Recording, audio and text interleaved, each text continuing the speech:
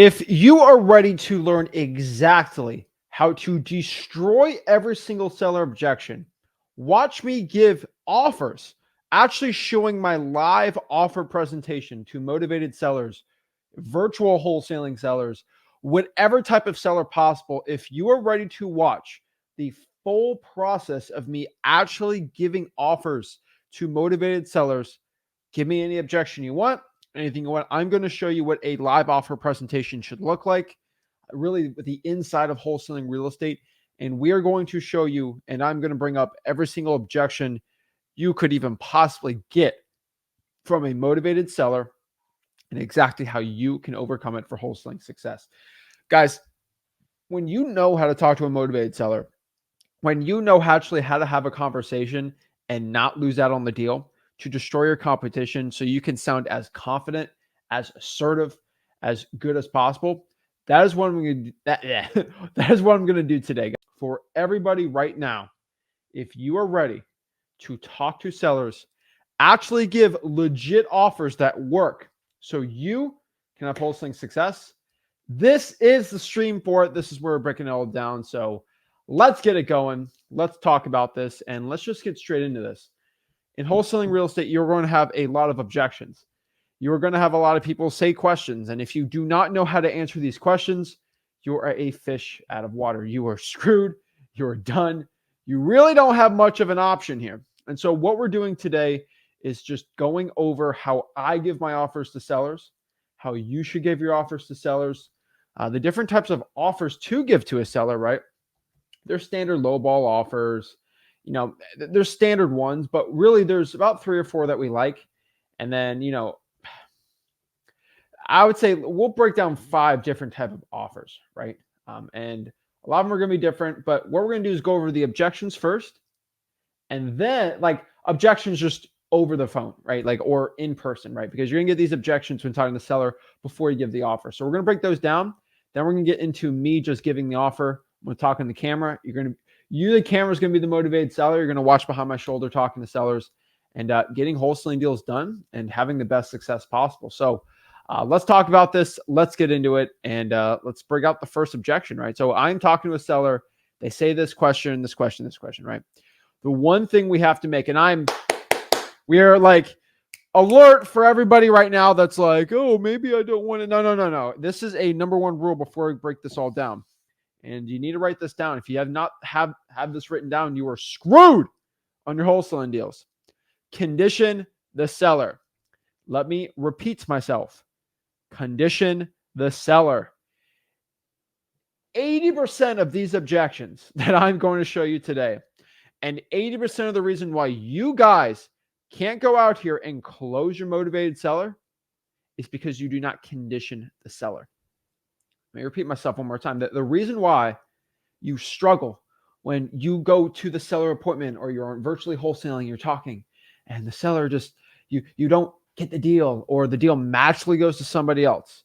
It's because you did not condition the seller, and the person you probably is your competition. Watch the channel here and they condition the seller. So what is conditioning the seller? Oh, if you go to freewholesaling.com, my free wholesaling course, it's the number 1 rule we have on acquisitions. But conditioning the seller is stopping the friend zone. That's what we call it, right? So when you talk to a motivated seller and you say, Mr. Seller, you sound perfect on the conversation, and you give an offer, they like it or they don't, you negotiate from there. Can you do 130? And they're like, no, 150. Well, what about 140? Okay, that might work. Well, can we get a contract signed or an agreement signed, piece of paper? I'm going to think about it. Have you ever had that situation with a motivated seller where it's you talk to them and they say, maybe, or I'll think about it. And they go next. This is what happens when you buy these stupid little guru courses. This is the problem when you go talk to a broke wholesaling guru and they teach you how to close sellers, and they don't close sellers. They don't condition. And when you don't condition, you are absolutely trash with your acquisitions, because when you do not condition the seller's just going to say, well, you know what? I'm going to leverage your offer with somebody else and try to get something better. You know what? I'm just going to put you in the maybe friend zone and try to get something better. And then maybe if that doesn't work, I'll come back to you. and you're just like, you're a fish out of water here. You're just like, you're hanging and you're just waiting for the seller, but the hands and knees begging, potentially I can get this deal. Oh no. It's like, no, that's how you struggle. This is why you struggle to get deals closed. A lot of you guys are absolutely terrible at closing your sellers. Some of you guys are really good. And like most people that condition the sellers are really good, but they do not condition that condition. They do well. But a lot of you guys are not conditioning sellers. And so let's break down a little more about conditioning your motivated sellers. Conditioning your seller is just making sure that they, when you give this offer, they are ready to make a yes or no decision. Let's repeat ourselves here. When we talk to a motivated seller, very important, they either have to say yes or no. That's what you want. What if they say no? If they say no, fine. It's not a deal. If they say no to my offer and it was at the MAO, it's not a deal. If they want above the MAO and that's the requirement, not a good deal. No, not good at all. Like we wholesalers, we're here to make 30, 40, 50 grand on a deal. Like this ain't your broke gurus wholesaling channel, okay, man? Like I'm here to make you big bucks. I make big bucks and I show you how to make big bucks. You see people in the comments, you see people on the channel, you see people at freewheelsing.com. We get you rich. That's what we do here. Okay. I ain't here to make $2,000 wholesaling deals. No, we're here to make 20, 30, 40, $50,000 deals. Heck, $100,000 plus deals. Okay. And so to do this, if a seller says no, that's okay. It's okay. And I this isn't the most correct statement to say, but like, you ask somebody out on a date and they say no. Okay. They said no. It ain't going to work out. We're not going to be creepy about it. Oh no, you should say yes to me. That's weird. Okay. Say yes or no. That is it. And if you do a low ball offer and you do it the right way we say today, you'll be fine. But conditioning the seller, when you have an offer, there has to be a yes or no. A no, it's fine. It's not a deal. Not every seller is going to be a deal. I'm okay with a no. I'm very okay with a yes because boom, get the contract, money, cash, right? That's great. Now, the problem is a lot of you guys have this issue. You get a lot of maybes. I'll think about it. Maybe, possibly. I'm gonna wait for Peter Homebuyers, over on 4th Avenue. He's coming by at 4:00 today too, so I'll wait. You guys get stuck like this, and you just accept it. Okay, I'll lose out on the deal. No, we're conditioning the seller. So conditioning the seller is basically forcing the seller to make a yes or no decision. And so here's my quote live conditioning the seller. And every single time I do something live, it's like slightly off my script because I just go off my head and I just go off like live. I'm talking to the seller right there. So boop, boop, boop, boop, boop, ring, ring, ring. So let's say I called before. We had an appointment set up for, let's say we had an appointment set up for 1:00 tomorrow. Okay. So, hey, Mr. Seller, 1:00 work. Okay, good. Right.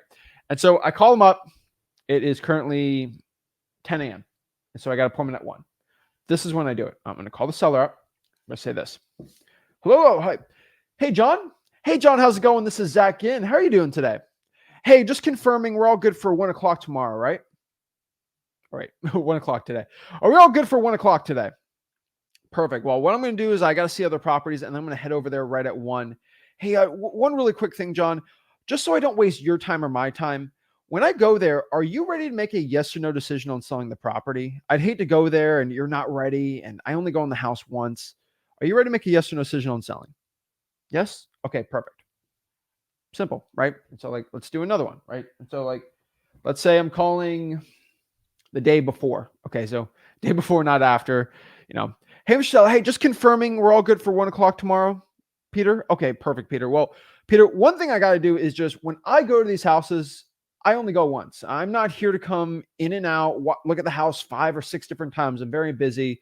I know you're a very busy person. So to respect your time and my time, when I go there tomorrow, are you ready to make a yes or no decision on selling the property?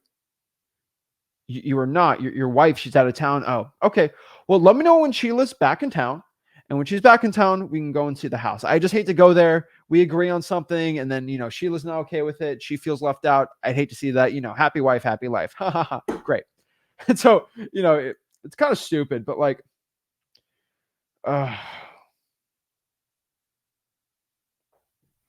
it's so funny. It's One thing you got to really understand here in wholesaling real estate when you are talking to these motivated sellers, all right, like when you are having these conversations, it's very important that you just be real with them. You have to be real. You cannot be this fake type person.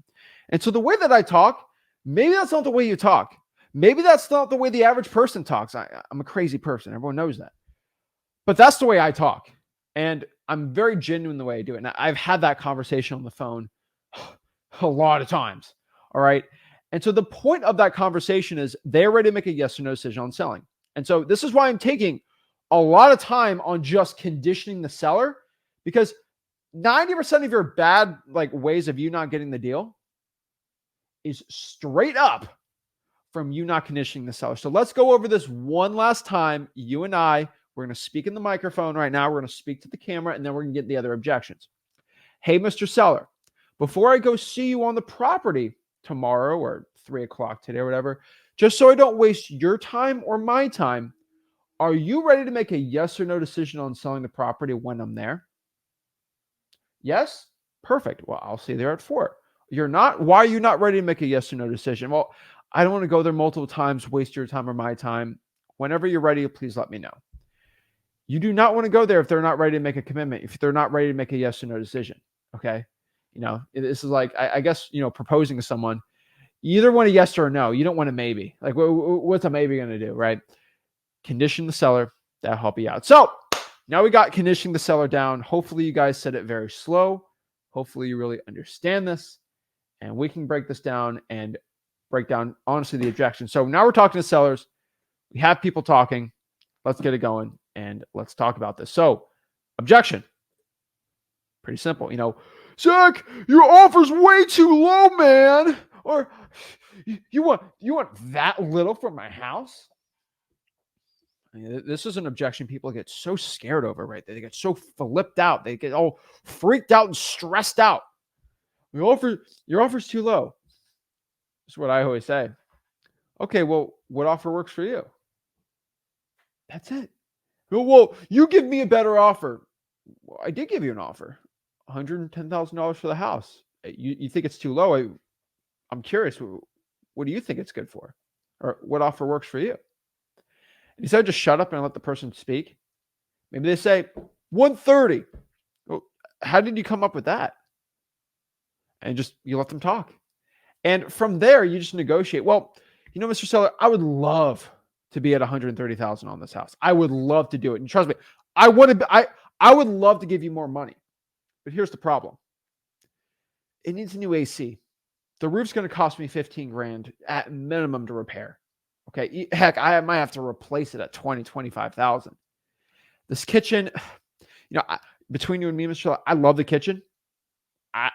I'm good for it. I can go cook it. It's simple. It's easy, right? It done, right? It's classic.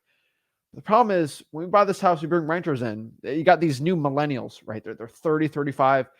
They watch their TikTok and they want the nice marble cabinets and they want the nice backsplash and all. And they ain't going to pay me any good rent unless I had those fancy things. And I got to make it up to today's standards. And so it is technically outdated. And for me to get the most out for my rent, I'm going to have to put the renovations in here.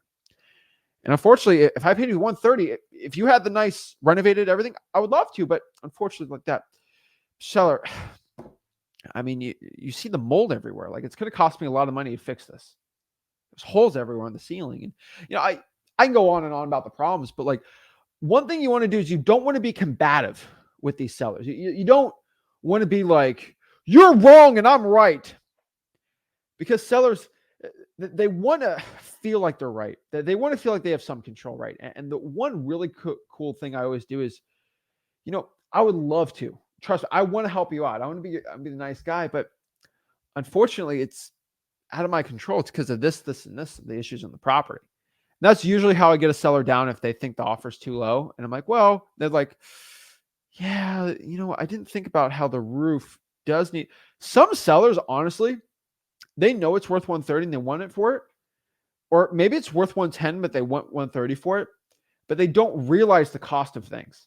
See, a lot of people don't renovate house. They'll buy a house 15, 20 years ago, not update it, not deal with any repairs. And then when everything when the chickens come to roost, right?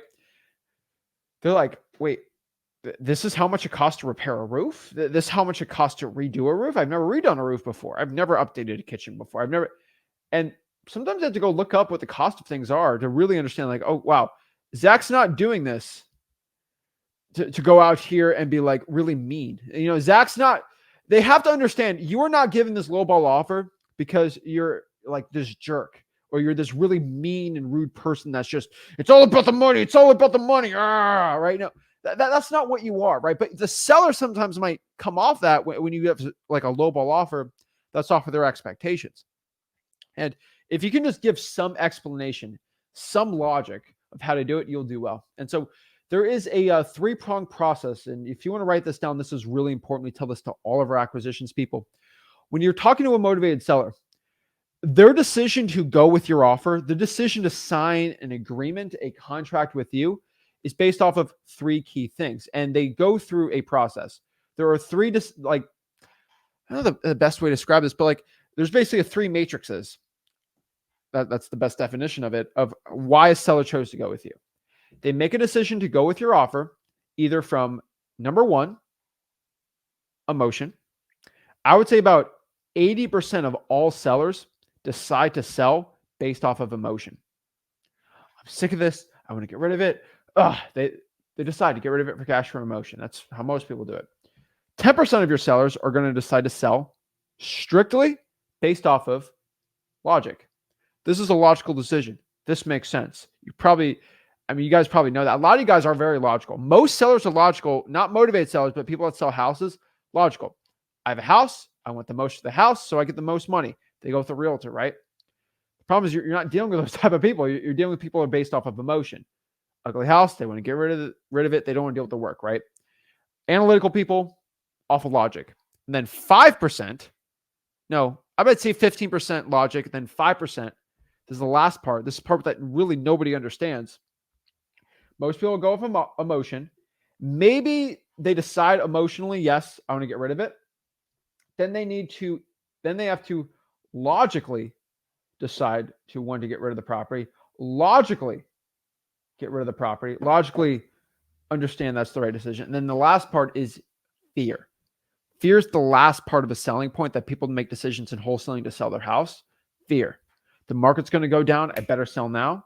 Fear. That's not even logical. Just fear. A little bit of mixed. Hey, Mr. Seller, I'm going to go see a couple more houses today. And if I go with them, I'm not going to be able to buy your house. Oh, there's scarcity here. That's a fear. Boom. Fear sells. And so when you talk to sellers, they're going to either go through emotions, logic, or fear. And so when someone says the offer's too low, this is all logic. It's logic money. And so the one thing also you can do when a seller says the offer's too low is, okay, well, logically, if you want the most for the house, go with the realtor. List the property for 6 months, have 50,000 people walk through your house, and then maybe if it passes an inspection, wait. There's a hole in the roof. There's rats, cockroaches. The electrical panel is busted and really bad. I say I'm playing dumb. So it won't pass an inspection with a realtor. No, but you want the most for it. So you just put the 30 grand into fixing the house up and go with the realtor. That's the most logical decision, right? No, I don't want to do all that. Emotion. Well, logically, if I don't want to go, see, now they're going off of logic, analytical. Well, if I don't want to do all that stupid work, I should go with Zach. And so they're kind of doing this merry-go-round. And I know I'm taking my time on this, but like, this is really important for you guys to understand. They go through this merry-go-round of like, dang, the most logical decision is to go with Zach. And a lot of you guys lose out on deals because you don't talk through the process with the seller. They kind of have to go through stages. People go through the 7 stages of grief, right? Like there's kind of like the 3 stages of wholesaling with a seller, right? They have to emotionally make a decision. They have to logically, okay, that logically makes sense. And then emotionally. A lot of you guys feel like it logically makes no sense to accept the lowball offer. But for a lot of people, logically it is. If they don't want to do the repairs, they want to get rid of it for cash. They want to close quickly, right? And so logically, if you want the most of the house, Mr. Seller, Go with a realtor. I know a great guy, John Smith. He's great over here. He's a great person to go with. No, I don't want to. See, you go from there. And so when the seller tells you that the offer is too low, I eat it up. Oh, beautiful. I'm like, oh, you think the offer's too low? Go with a realtor. And guess what happens when I say go with a realtor? Well, I just don't want to deal with this then. You go with a realtor, I'll go buy a bunch of other houses. What's the last part here? Fear. Fear kicks in. That fear of missing out. Oh, shoot, Zach's actually going to leave. And so this is really important. When a seller says the offer is too low, a lot of motivated sellers, they get on the defensive. Oh, no, it's okay. And they get like so defensive, scared. And the truth is, you don't be on the defensive, stay on the offensive. You have to keep attacking. And when the seller says the offer is too low, you have to be on the offensive here. When you're on the offensive, you will achieve your goal. All right, that's objection number one, guys. I love these objections. No objection in wholesaling real estate phases me because you can't be scared for the seller to say no. Okay. Oh, my offer's too low. Well, what works for you? You want 150? My MAO is 140. The seller, I can't do 150. I can do 135. No, still at 145. Sorry, I don't think it's going to work then because of X, Y, and Z. Hey, I would love to give you 145,000 for this house, but do you understand the cost of this? Bing, boom, boom, boom, boom. One thing we used to really do with our acquisitions people, we don't really do it anymore, but this is just, you can do it. We used to go get a notepad. We don't walk in the notepads anymore, but we used to go in with a notepad and we used to just write down the cost and the renovations. And so one thing we used to do was we went here, we did, okay, $15,000 roof. And what we did now, it's like we don't do it on the notepad, but on the notepad, we used to do $15,000 roof, $20,000 kitchen and bathrooms, boom, boom. And we just list out what the issues were. And then we added it up, $40,000 in renovations here. That's a lot of money to put on this house. I don't think I even want this anymore. And then the seller's on the offensive, on the defensive with you. One thing we used to do now too, this is great, right? You got your phone right here. You just be like, okay, $40,000 is the repairs. I got to put an extra 12 into it. And like they're watching in the corner, 52 grand. Oh man, this is expensive. I'm telling you guys, it works. So when the offer's too low, use that as leverage and keep going after it. You will get deals by doing this. I promise everybody watching this, if you do it, it'll do well. All right. Number two, proof of funds. Oh, scary, right? A lot of people get really scared with the proof of funds. Let's talk about it. Zach, I need a proof of funds from you. Okay. Do you want a letter? Do you want a bank account? Like, what works for you? Oh, well, I need to see you have the money in your bank account. Okay. Well, what's your email? I'll send it over to you. Done. Okay. A lot of you guys get freaked out over proof of funds.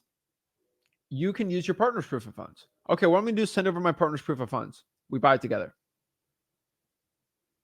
Simple, right? And well, you don't really buy it together. You do. Okay. So like one thing you got to understand is the assignment of contract has you're on the assignment of contract and the partner, the cash buyer, is on the assignment of contract. So you can always use your cash buyer's proof of funds. And if you use them on it, remember, they're going to buy it with you. You're all good to go. Like you're fine to do it. Now, it's always best to have your own proof of funds. Obviously, if you had $5 million in your bank, go use it. A lot of you guys can't. Go get a proof of funds from your partner, ask for permission to use it, and just say, hey, this is my partner. This is the person that I'm potentially going to buy the deal with. Here's the proof of funds. Don't be scared. Like, and guess what? If you're going to wholesale it, at the end, that partner you gave the proof of funds, he's the person actually funding the deal. So it's pretty transparent, actually. And so use your cash buyer's proof of funds. It's not even it's not even a question. Just go do that. And you might be like, well, I don't have any cash buyers. Well, get your butt to work. Go to Zillow for Rents. Start calling, finding all the rich landlords. Go to cash sales and listarea.com, zachdata.com. Go there, find the buyers from there, and then just get into it. It's real. See, here's one thing. No Limit says this, be really good at manipulation. It's not manipulation, okay? You are not manipulating anyone. You are just giving more information to the seller. This is selling, okay? This is not manipulating anyone. All right. Like we are not, that's not what we're doing here. If the seller does not want to sell for the price, I'm okay with it. We walk away. It's not manipulating. That's one thing I think realtors always say. It's so stupid. But yeah, proof of funds used cash buyers. You're good. You're good for that one. Here's another really good one. I love this one.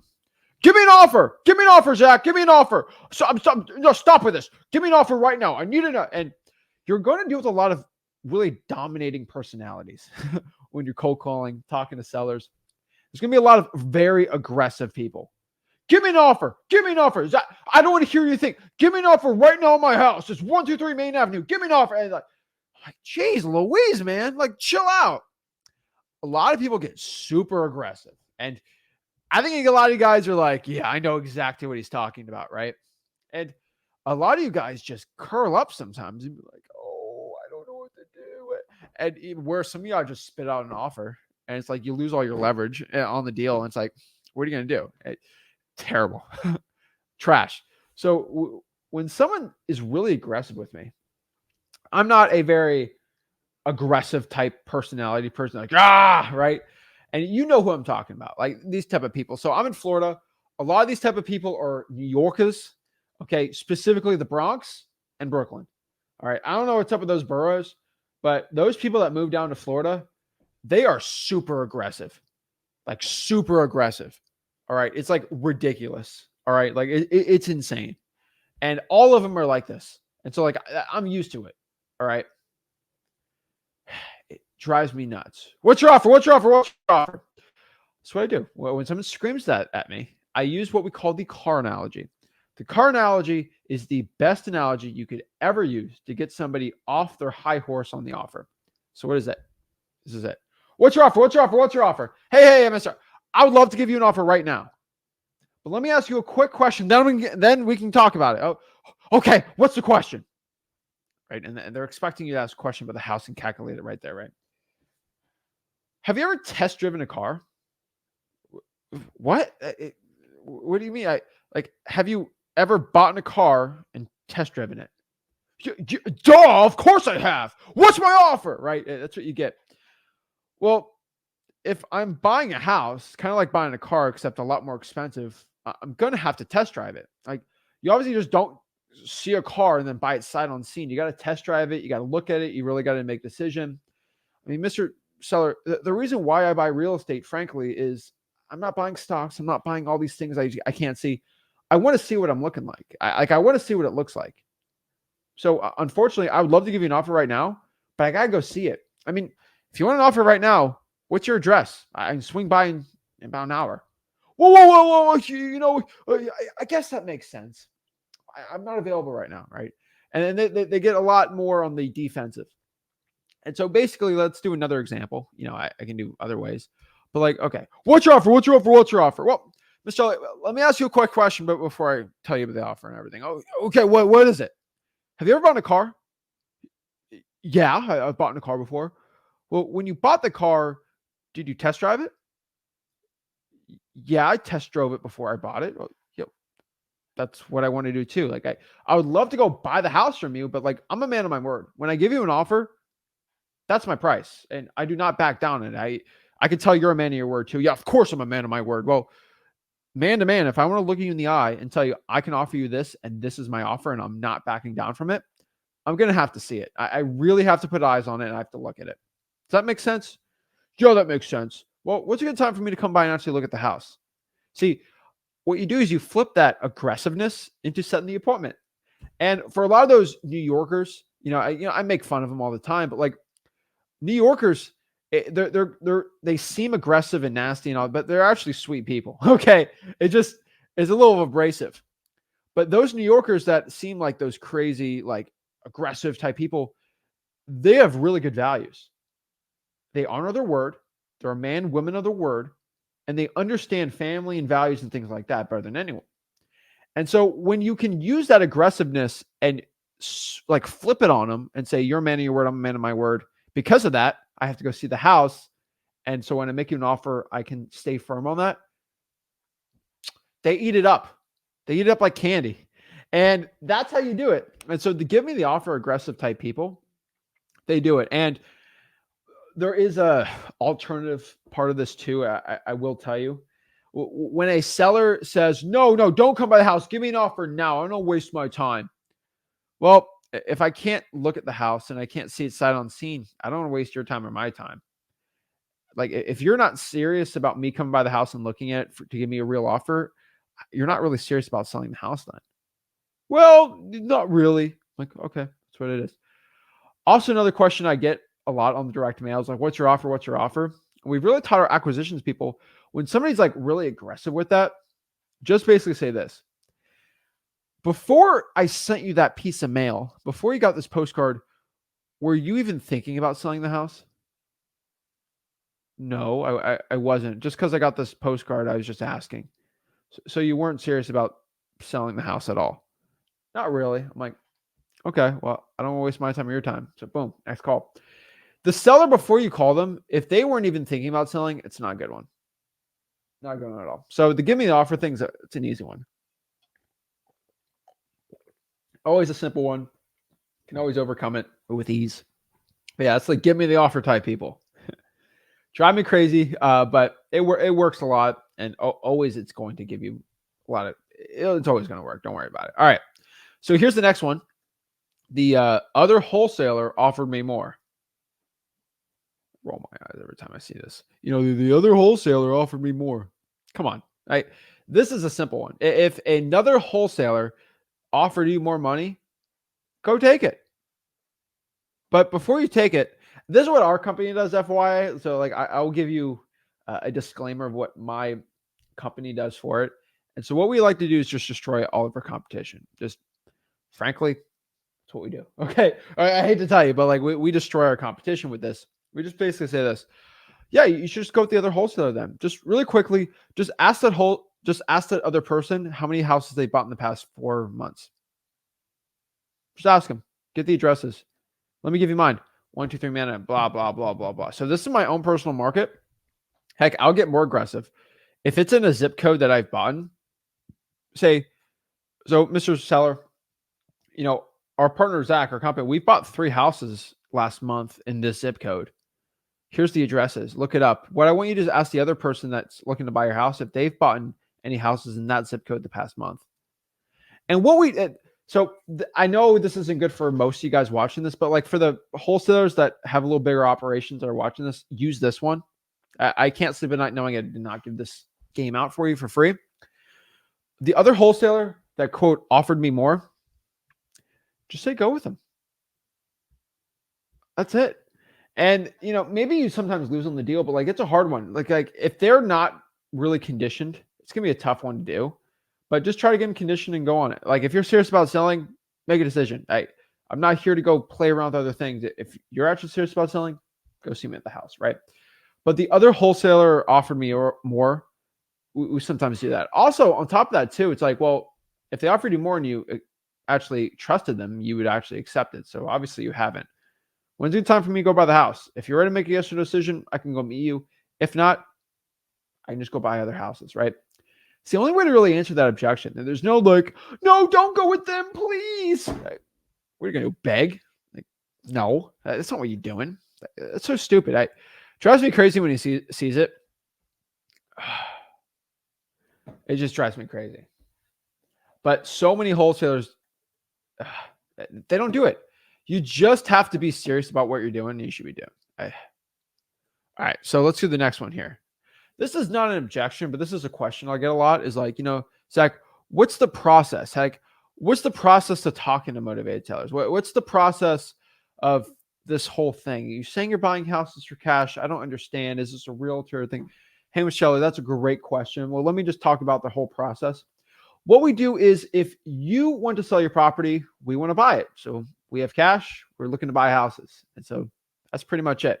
If you want to sell it, we want to buy it for cash. Basically how it works is I'll go to the house, go buy it. I'm going to look at it. If it seems like a house that fits our criteria of what me and my partner are looking to buy, we'll write up an agreement to buy it. I'll bring it over to the title company. They'll make sure everything's legit. And from there, on the date that you choose, we will give you the cash in your bank for the house and for the price. So if we agree on a certain price, that's the price you're going to get at the end, wired into your bank account.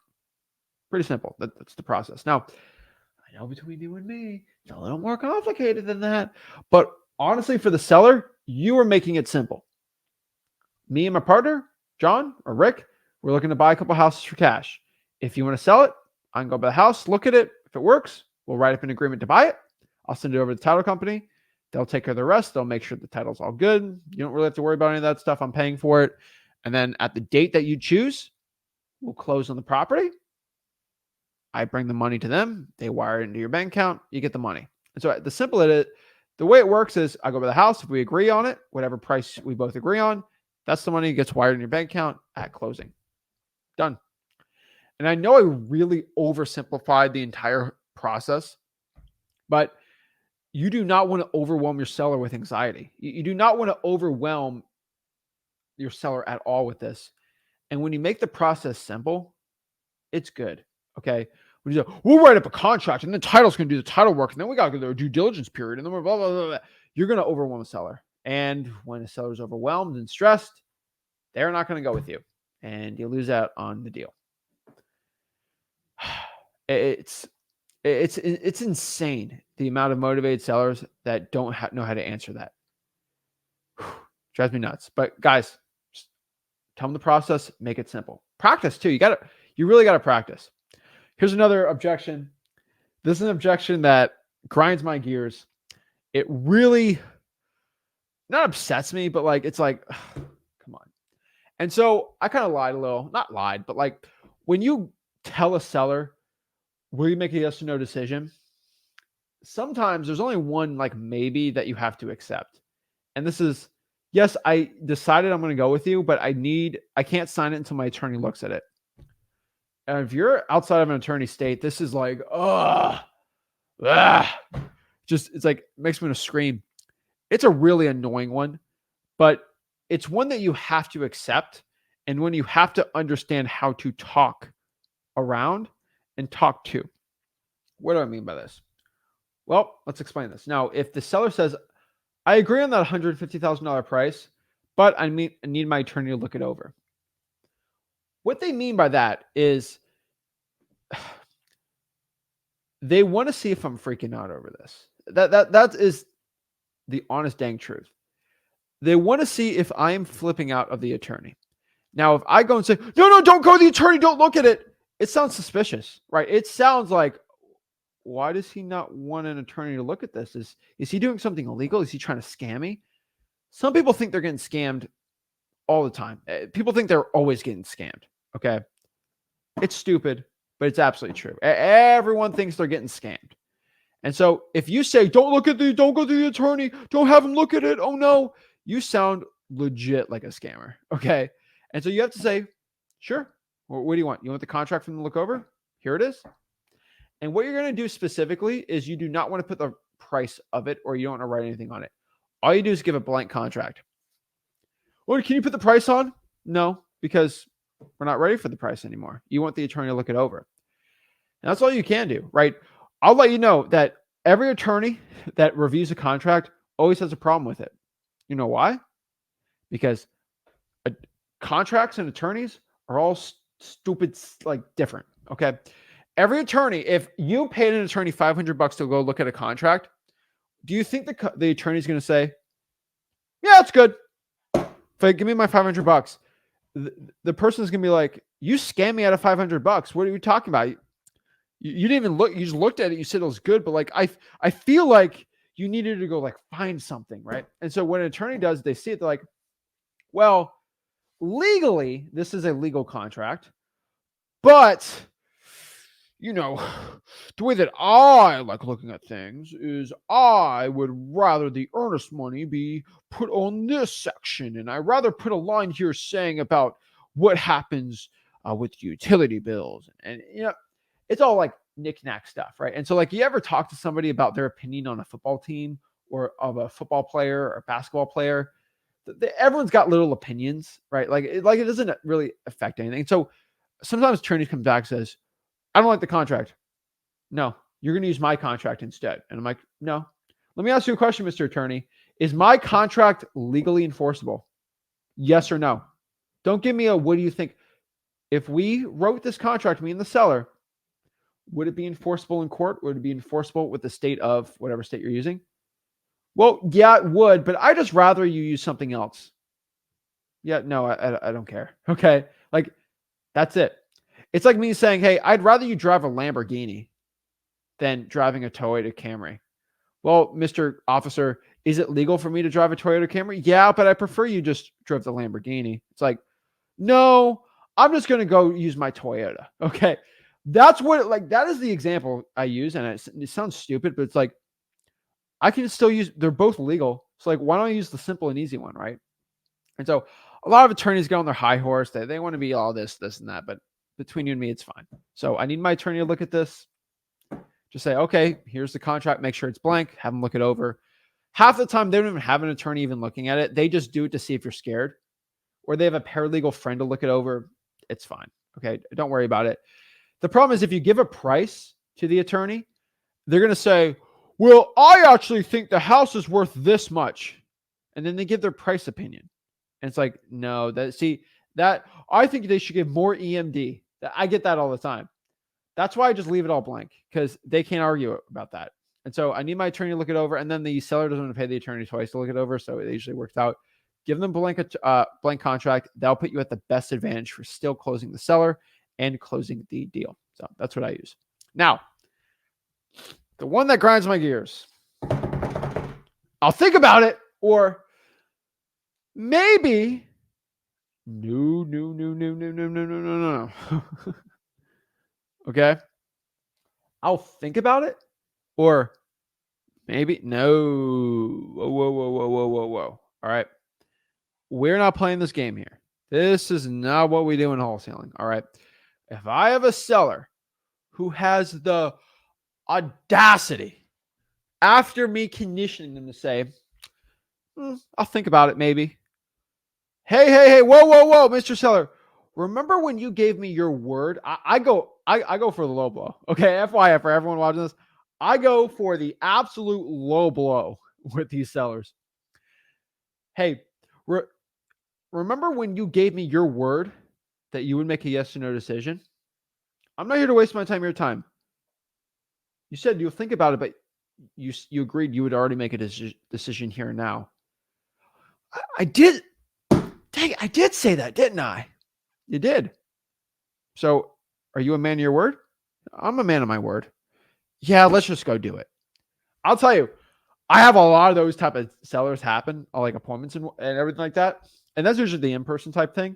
And so we have to understand is when I get that, I go low blow. Like, I'm like, are you not a man of your word? Tell me to my face you're not a man of your word or a woman of your word. Everyone's got an ego. And most sellers have a big enough ego where they can't accept that. And so they just say, no, I'm a man of my word. Yeah, I am. I'll accept that deal. And I love that objection. It's a great objection. Every time I get that objection, I'm always happy with it. Okay. I do not mind. The reason why is because when you do that, you actually end up always getting the deal usually. And so it's a great one. I always highly recommend it for everyone here. So that's another objection up here. So let's keep going the objection train. Let's go. There's still so many more objections to go through because you got to be really, really skilled on any single type that could happen, any situation that could happen in wholesaling, right? There's so many. So that's another one. So let's go to the next one here. Why, Mr. Zach or whatever, why can't you just come by and see the house? Why can't you actually go here and meet me at the house, man to man? I get it all the time. Like if you're virtually wholesaling, right?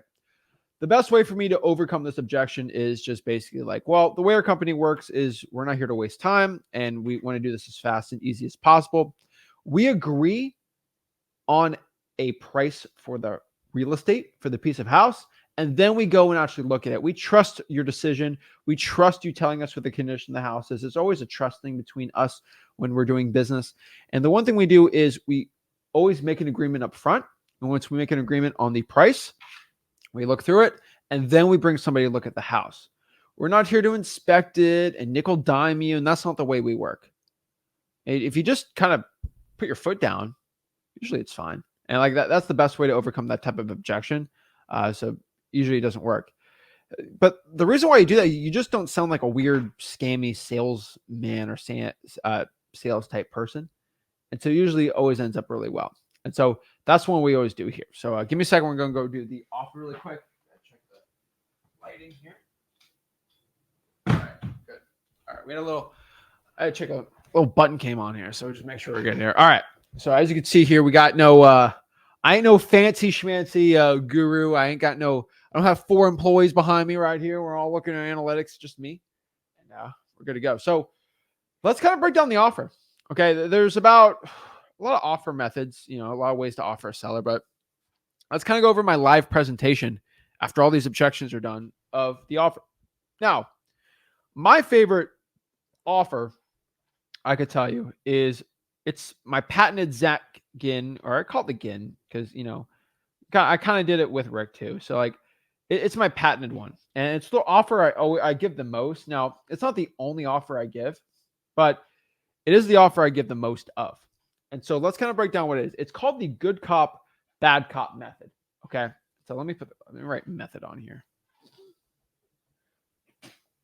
All right. It's called the good cop, bad cop method. This, in my 2,000 plus wholesaling deals I've done. Okay. This is the one that has hands down worked the best. Hands stinking down work the best. If I'm looking at like a percentage of me getting deals locked up, this is going to be the best one. The good cop, bad cop method.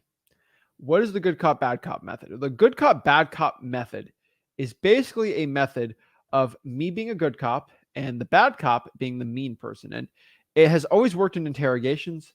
The police have always used it. You know why? The FBI, CIA, whatever, they've all used it because it works. Okay. And they have been doing that a lot longer than you and I have been alive. And the reason they do it is because it works, and we are not going to question it. And so basically how it works is I will give talk with the seller, and I'll explain that my partner, who is the bad cop, wants to buy it for this price. And the sellers, I'm going to feel them out. If they don't like it, they're like, oh, that's too low. Hey, whoa, wait. I know that's great. My partner, Rick, he's crazy. He always wants to buy it for the least. He's nuts. But that's not my offer. I was just letting you know what he was at. That's why I'm here. I make the decisions. And then you kind of gave that leverage. So we have to understand in any offer negotiations in life, anything in general, this is 100% true for wholesaling. Whoever gives the offer first loses the leverage. The price is the leverage. It's kind of a battle between, trying to get the most for the deal for the seller and you buying it for the least, right? It's a back and forth negotiation battle. And whoever can give up their feel of it, it's kind of like a little war, a battle, you win. And so that's why you never want to give the offer first or the price first, because they could win it for a lot less. And so what you need to do is just trick them, not trick, but like kind of get it out of them. It's the best way I can explain it. And so let's go use an example. Here is my quote, the offer. Okay. This is the one that always works the best, is in freewholesaling.com, the one we talk about, but this is it. Hey, Mr. Seller, after looking at everything, I was calling my partner Rick on this, and he looked at it. I told him about it. I told him the property, and I told that what it needed and everything. And he told me he wanted to buy this for around $100,000. See how I just shut up there, and I just, zip. I just mentioned that $100,000. And maybe there's a little awkward silence, and the seller's like, okay, I can do that. Well, Mr. I can't do that. Like that I'm just letting you know. Like that I'm just letting you know what he told me for it. I just generally just letting you know what my partner was. Unfortunately, he hasn't seen this house. He doesn't know it needs X, Y, and Z and all this. And then I can bring him down in price right from there. Sometimes you get 100. I can't do 100. No way. I'm at 130. I need 130,000 for this house. Hey, Messiah. I get it. Rick's crazy. He wants to buy the thing for the lowest price possible. He's nuts about it. If he could buy this house for $1, he would do it. But like, that's why he's not here. This is why I'm here. I'm here to make the decisions. That's why I'm here. I ain't the guy coming out here making these low offers. That's what Rick does. That's why I'm here. I'm just trying to be respectful here. And they're like, oh, okay. But because you did that, you just got what their price is off the bat. And then you can negotiate from there and get the deal locked up. it's a great offer because it's it's like if you mess up, you can just say, "Hey, it's their fault," right? And you're the good cop, right? You're the good guy. You're the person actually trying to be in the best position with the seller, right? That's how you do it. Now, what is the virtual offer, right? Like, what's my presentation with a motivated seller if this is virtual wholesaling, right? What's the way that works best for that, right? Well, there's multiple ones here, but like when you're virtually doing the offer, you're kind of explain it like this, like, hey, Mr. Seller, we're talking, got it conditioned already, right? I was looking at it, I was telling my partner he wanted to be at 100,000 for this. No. Trust me, he's crazy. He always wants to buy it for the most. I'm just letting you, that's what he was telling me and looking online for it. But obviously, talking to you, I got a little more information. Obviously, he can't do 100. Between him, he wants to. That's why I'm here talking to you. He wants it for too low. I get it. Okay. Well, I know he's at 100,000 and you 130. Here's the problem. Okay. He wants to buy it for 100. You want to buy it for 130. If I say 130, he's going to kick my butt. Obviously, we can't do that. He's going to be upset. Obviously, you're not going to take 100. Can we just meet in the middle here, like 115? I mean, that makes sense, right? Like he's gonna be really upset. I'm even taking one. He told me not a dime above 100, but I'm sick of just like talking to other people around that. I just want to start renovating these houses. Can we just meet in the middle? Does that make sense? Okay, we meet in the middle. Fine, perfect, right? And that's another way I do it. Like there's a lot of methods and ways to do this, but like the way I like that is be like, okay, he's at this one. He told me not to get a dime above this, right? And you're at this price. We just meet at the middle. And a lot of people, there's these. Chris Voss has a book says, never split the difference, right? I think that's a stupid theory. Now, let me explain this to you. Okay, let's talk about splitting the difference. All right, what most splitting the difference is if I want this much for my house, and I give a regular-ish offer here, and I meet in the middle, I'm kind of like here, right? Like I'm kind of at my nose. But guess what? If you're at this price and I offer like this low and we meet in the middle at like my chest. And you actually end up getting the deal locked up here. So yes, if you do regular low balls, you're to my nose, right? That's the price. But if you give such a stupid low ball, the average price has to meet. When you meet in the middle, when I'm so low, you have to go low. You have to drop it just to meet me in the middle. So that's kind of the point. If you get the law offer so low, it's like the law of averages, right? So if I give 100 if I do 100 and I meet in the middle with the guy at 0, I'm at 50, right? Whoa, that's a 50-point drop. But if I at 100 and I have to meet somebody at the middle at, let's say, not good at math. Let's say I have to go meet at the middle with someone at like, I don't know, 60, for example. I'm at 80, not 50. And so that means just like if you get so low and they have to meet in the middle, it drops insane. And so like for example, right? If you're ridiculous with your offer, but you know how to get around it, you'll do good. So let me use an example. If I tell you, hey, I want let's say we're selling my house, right? Let's do the opposite for an example of why this works so well. So Chris Voss can watch this. If I decide I want to sell my house, let's say my house is worth 500,000, right? And somebody goes and tries to offer 400 for my house. And I'm like, you want to buy? And I didn't give them my offer price. You want 400 grand for my house? Well, I want to sell my house for $5 million. Let's meet in the middle. Okay. Guess what happens when we meet the middle? All right. If I want to sell my house for $4 million and you are at 400, we meet the middle. I sell my house for 2.2 million. You know why? Because I was so stupid of how much I want for it. Just meeting in the middle with my stupid craziness means I got $2 million for the house. And so you have to be so ridiculously low that even when they meet in the middle, you do well.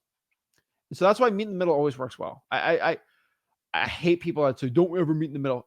If you're just average on your offers, then yeah, don't do it. But you got to be really crazy lowball offers. There's other ones. There's a standard lowball. Hey, Mr. Seller, I can buy this for 130. They get mad at you. You kind of lose on the deal. I don't like that type of offer. We always do the offer first method too. That's another one. Hey, Mr. Seller, how much do you want to sell your house for? 130. Well, I can't do. Can you do 100? You can negotiate from there. You just kind of get their offer first. That works, I guess, too. You can do the volley method too, which is just like this one Rick always loves. I'm not the biggest fan of it. Like we use it, but like I like good cop, bad cop better. His volley method is basically, hey, Mr. Seller, how much do you want to sell the house for? Or what price works for you to get rid of it? Oh, I don't know. Well, you don't know? No. Well, if you did know, what would it be? I have no idea. Like if you obviously have a price in mind, like what would work for you? I don't know. Usually if you just keep saying, well, if you did, I know you don't know, but if you did know, what would it be? And you can go back and forth. But usually when you volley like that, about 5 or 6 times, they just spit out. They get so frustrated, they just spit out a price. You can also use the dollar bill method too, which basically like, hey, Mr. Seller, I mean, you don't know how much you're going to sell your house for? Well, I mean, you wouldn't sell the house for $1, right? No, of course I wouldn't sell my house for $1. Well, okay. Well, basically that means you established a price. If you want to take $1 for it, right? I mean, would you take $2? No. $3? Would you take $500? No, 40,000, and boom, you get the price out of the seller, right? So that's how you do it. Like giving offers to sellers is pretty simple. You know, you kind of follow a rough outline script, and you just basically use any of the methods I said before. They give you any of the objections, you know how to go over them, and you're basically good to go. And so that's how you overcome all these objections. A lot of people get really freaked out over, oh, I got an objection from the seller, or oh, the seller said this or that happened. You're really over complicating this. Okay. You just got to give the offer. That is it. Like make it really low, go for the low offer, go for the no. And you're good. The one last thing I could tell everyone when it comes to offers, when it comes to making offers, we here on the channel, we really have one saying, and no guru ever wants to talk about it. They're so scared, but it's true. Okay. We have one thing. It's called go for no. Let me repeat myself. Go for no. When you give an offer to a motivated seller, okay, our goal is for them to say no. If the seller did not say no, if the seller did not accept, if the seller accepted my first offer, that means I could have gone lower. You want to squeeze the most out of this deal. You want to squeeze the most profits out of this. And the only way that you are actually going to go out here and squeeze the most on the deal is making the seller say no, negotiating from there, and then getting the deal locked up and done from there. Guys, you have to go for the no. If you do not go for the no, you're screwed up and you are definitely behind the 8 ball in wholesaling. So